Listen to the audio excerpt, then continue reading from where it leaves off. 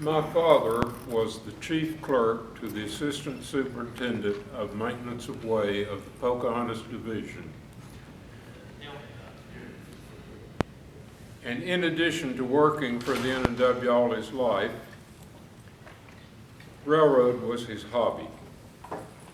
He was a charter member of the Railway Locomotive and Historical Society, if you know what that is. Some of you may remember seeing the Bulletin, which was their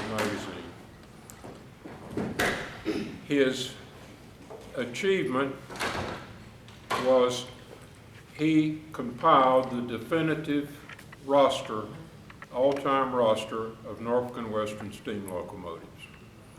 And when Fisher did his book, he used my dad's roster to illustrate what steam locomotives Norfolk and Western had. His brother, James Sidney Nichols, and it was years before I realized, because my Uncle Sid did not go by his first name, that I was named for him.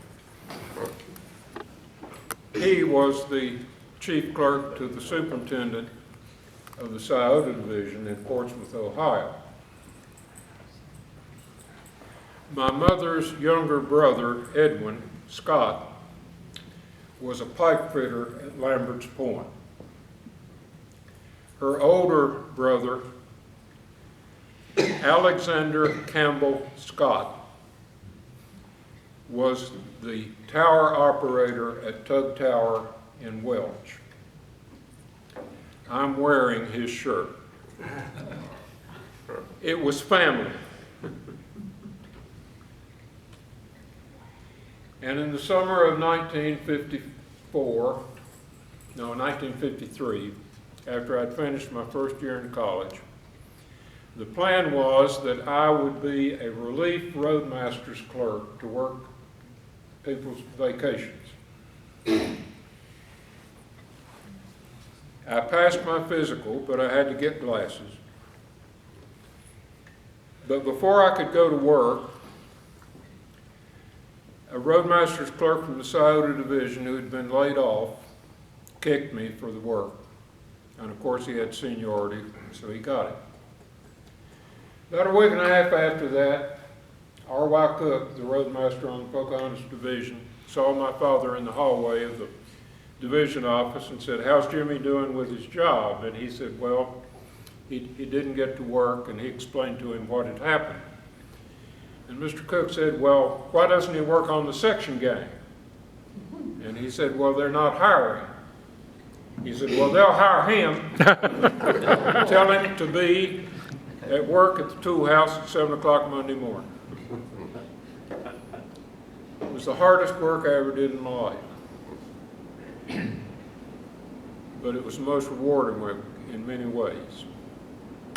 After 2 weeks, I stopped feeling like I was going to die, and I began to enjoy my work. But you can understand how I had to be a rail fan.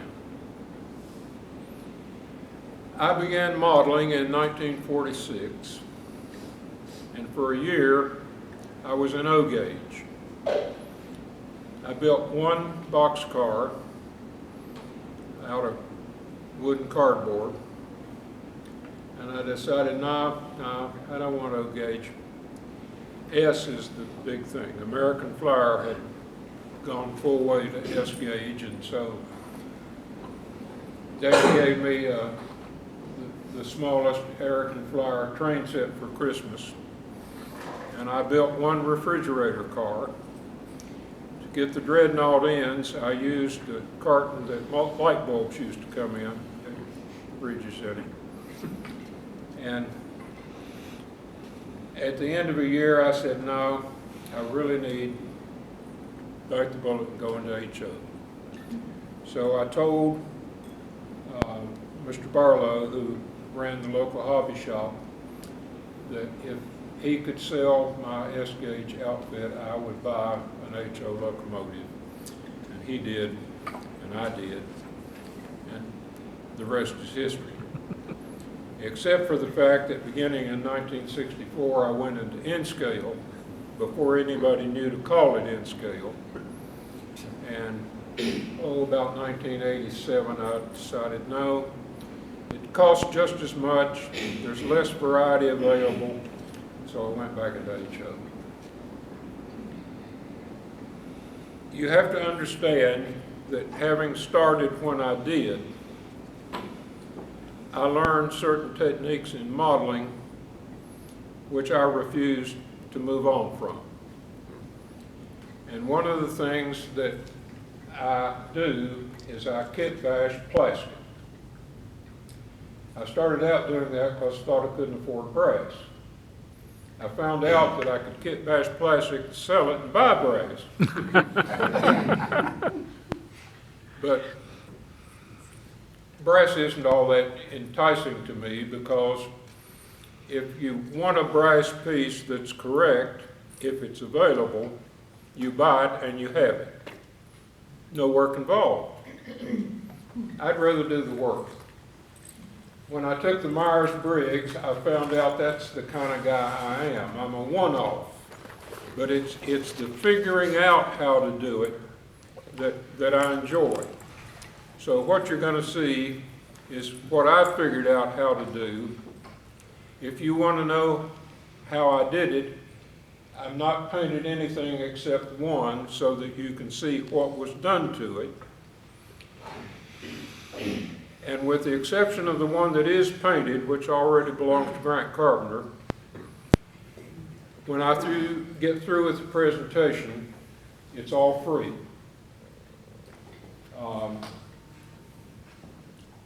And if you don't like the fact that I haven't finished it, tough. I mean, if it's free,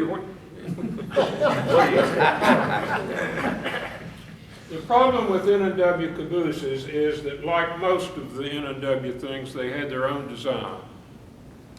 And the result is that there's not much available that's right to N&W designs. One of them is the old Quality Craft wood kit for the CF, which was the most numerous N&W caboose in the steam era. And I don't even remember how I acquired this, but the work that's done on it, I think whoever previously owned the kit got this far, and I acquired the kit, and I have not bothered to finish it, but there it is. The next caboose was the first steel caboose, was the CG. And I figured out a way to do a reasonable CG. I call it a quick and dirty CG because it's not exactly right. And that's using the old lifelike Eastern Roads caboose. And what you do is you rework all the windows, and you overlook the fact that the cupola is centered instead of being a little bit off center. But everything else is pretty presentable. And I did have to put end walks on it because they don't come on the old lifelike. Now, if you want to do this, you could start with the Proto 2000. Don't. This is correct for an ex-Pittsburgh and West Virginia, which became Norfolk and Western C19. The only problem is it's not steam era. It was built in the steam era, but it was never lettered for the N&W in steam era because it was lettered after 1964. And this is the second scheme. This is the paper blue scheme. But the reason I say don't is that's too nice the way it is to chop it up, okay? Yep. Go on eBay and find a cheap lifelike And if you don't like what you've done to it, you haven't got a lot invested, you can throw it away. Okay. Now what I'm going to do is I'm going to pass these and let you look at them. Feel free to take them out of the box, but I'm passing them in the box because that's easier. And we'll start here. Try to get it around the room. I have 2 of the quick and dirty CGs, so I'll put one going this way and one going this way.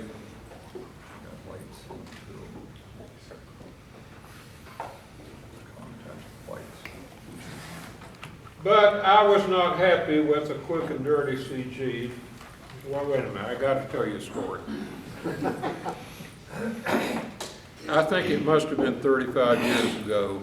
I was in Tom Dressler's basement, and Dean Freitag was there. How many of you know who Dean Freitag is? Okay.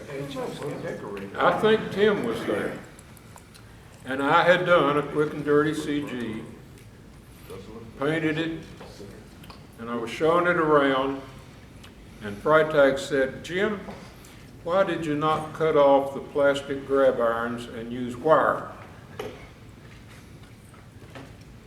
And I said, "Because I didn't want to."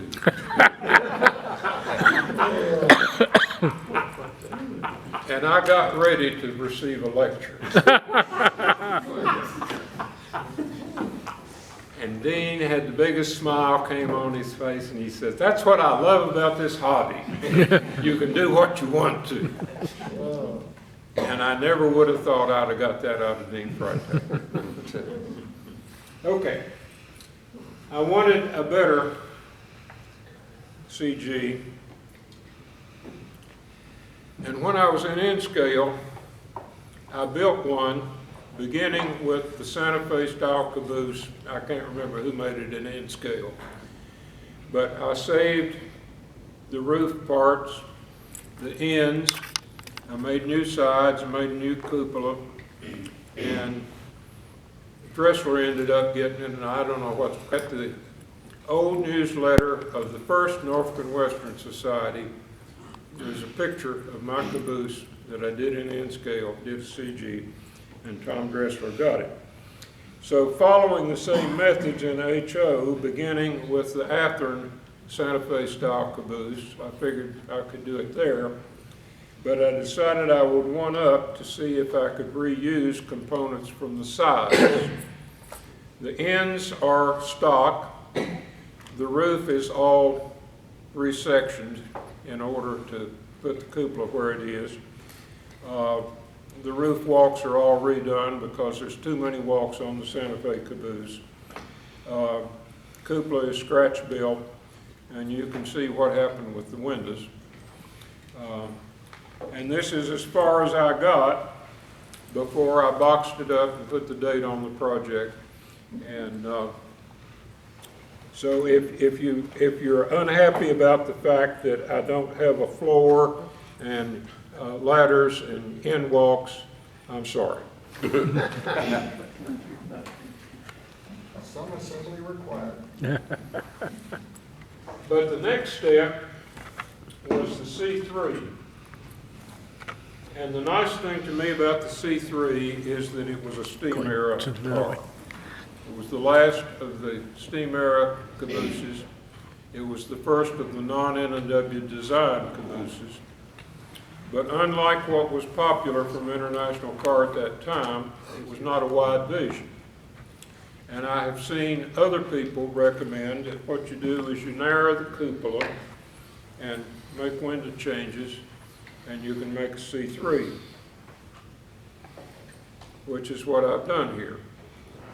And I have left it unpainted so you can see what has to be done. The question is, when you narrow the cupola, what do you do about the side windows? There are various approaches to that. One is to plug the big one that's there and cut the new ones. Another one is to make all new sides, which I have done here. And one of the C31s, you will see that I also made new ends. It's a lot of work, but has to be done somehow. Now, there is one other way to go, and that is to know where to find a Moloko cupola kit. But I discovered when I went back and looked at my Moloko cupola kit, they have in mind doing it for a C31, and it does not necessarily fit on an old Athearn wide vision unless you make some modifications. So I found it was just as easy to go the hard way, narrow the cupola and make new sides with cupola windows in the right place. And the bad thing is the end windows in the cupola are too wide, so you'll see I had to do a little grafting there. Start that one out. To tell you how that ends up, here's one that's finished and painted. And this is the one you can't have. you have to fight for it. But I'm going to pass it around so you can see what it looks like today.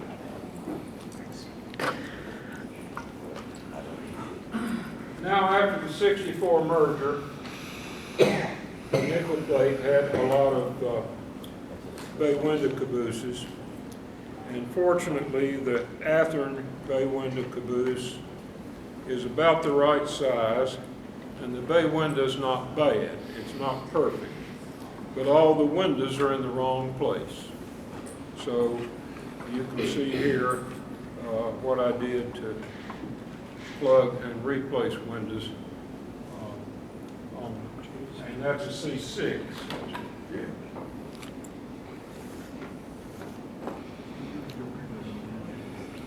People are tempted to use the old Santa Fe type caboose for a C-17. The cupola is not in the right place, and the cupola is not in the right shape. And of course, you've got the problem with too many roof walks. But that didn't stop the manufacturers from lettering it for North and Western. And so Athearn, AHM, Bachmann, there are minor differences between them, but they basically all look alike.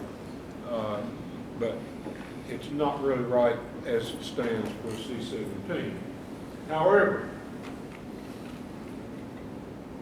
the C-18 had a streamlined cupola, which is very close to the one on the old N&WHS caboose, which, as best I can understand, is based on a PRR caboose design, except that the cupola on the PRR car is centered, and the N&WHS model, it's not. Don't ask me why, because all the other details follow the PRR design. But fortunately, that cupola is about right for the Wabash C-18. So, with a couple of windows blanked in the Athearn Santa Fe type caboose, and completely rework the roof walks, and do a little filling on the windows of the cupola, you've got a Wabash, ex-Wabash N&WHS 18. And when I did the roof walks, I realized that there were a couple of ladders in the package with the roof walks, so I threw them in because you'll need them. Start the C-18.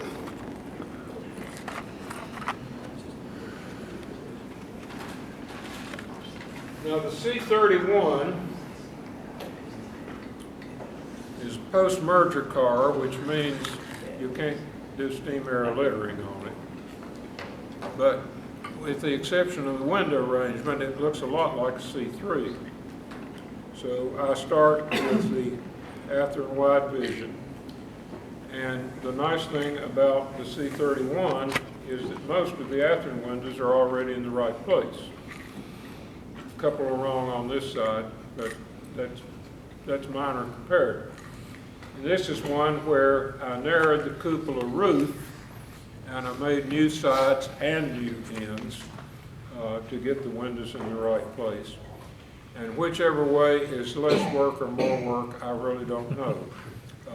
But let you see that there are various approaches to the problem.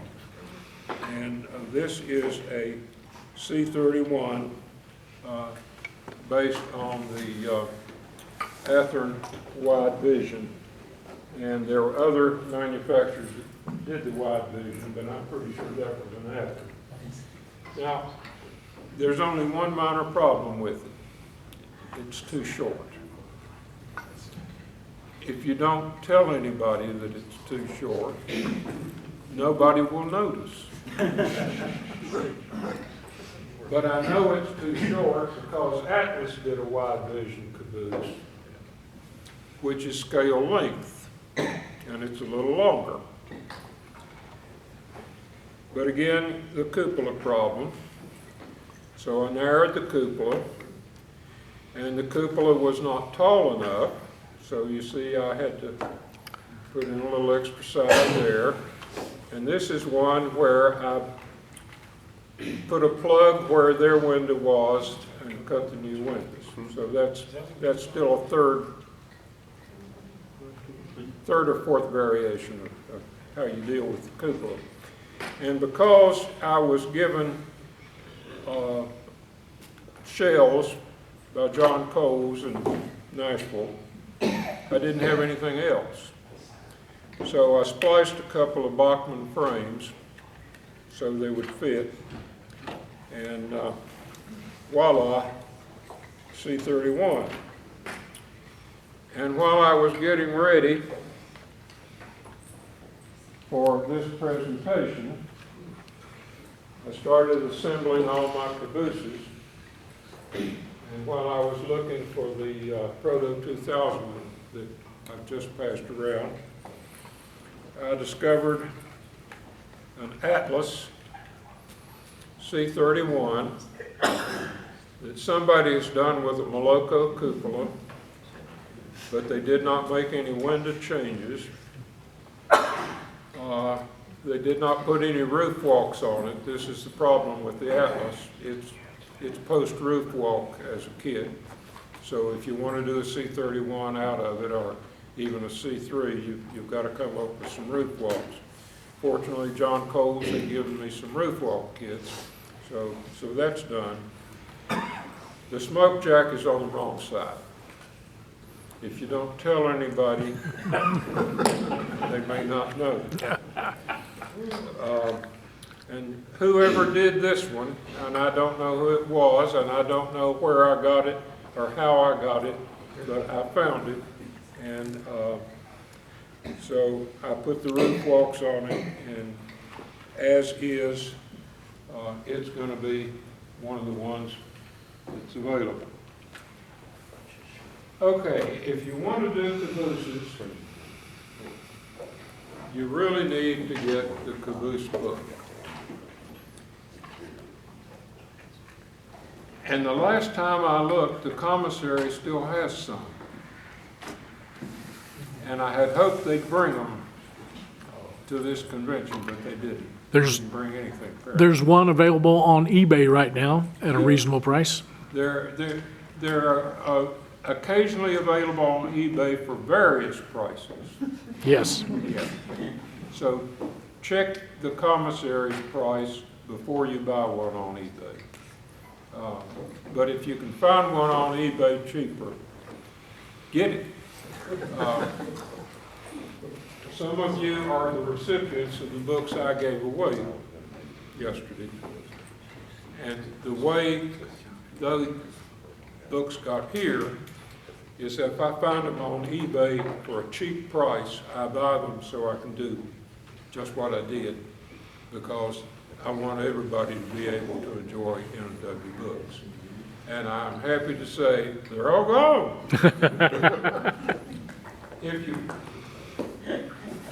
If you can find it, that you don't have to go on eBay to find one, I'm giving this one away tonight. But I'll let you guys fight over it. You can't have my caboose book.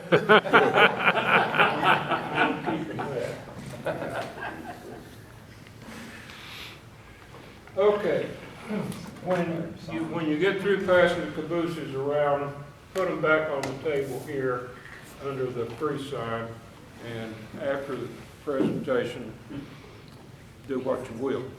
Any questions? Do you also work from standard plans, or is pretty much everything you've done based upon what you find in the caboose book, or do you have other sources? Well, there are drawings in the caboose book. There are other drawings available at various sources.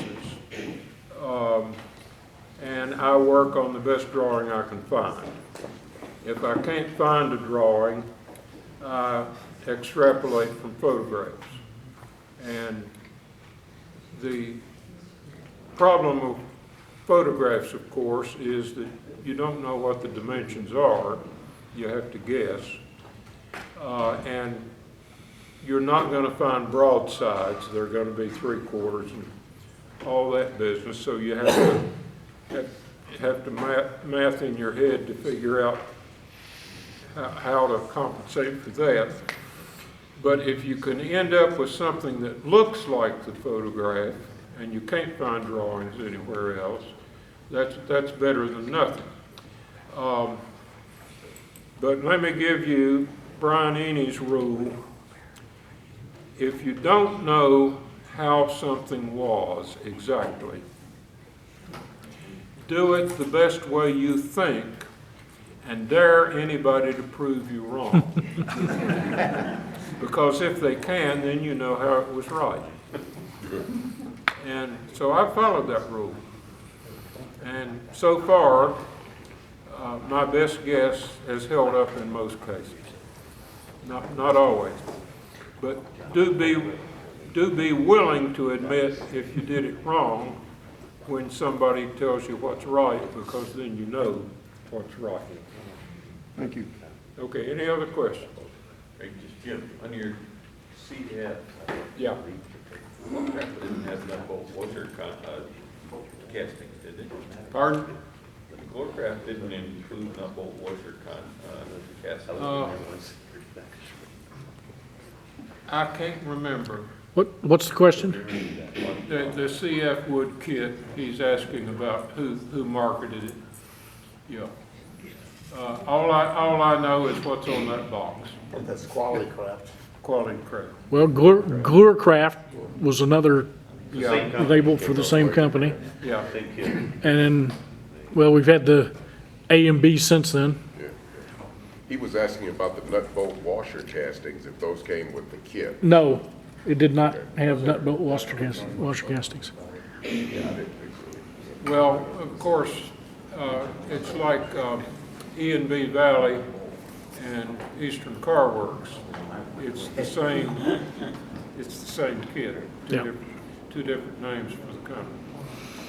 And AHM and IHC, except that the IHC cars are not like, the passenger cars by IHC are not like the ones that River Rossi did, or AHM. And I first panned the IHC cars because they didn't get some details right, but I came to the conclusion that you can make up for it. The biggest problem, they're models of the Tennessean cars, for the most part. The sleeper and the observation are not. And the nice thing about the sleeper and observation is the windows are right. On all the Tennessean cars, the windows are not tall enough, but you can file them taller.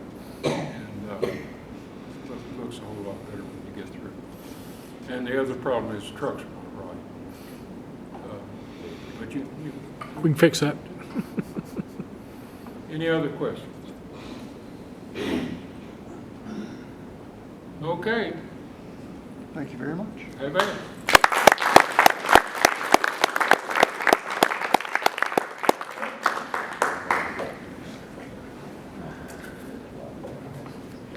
You next. All right.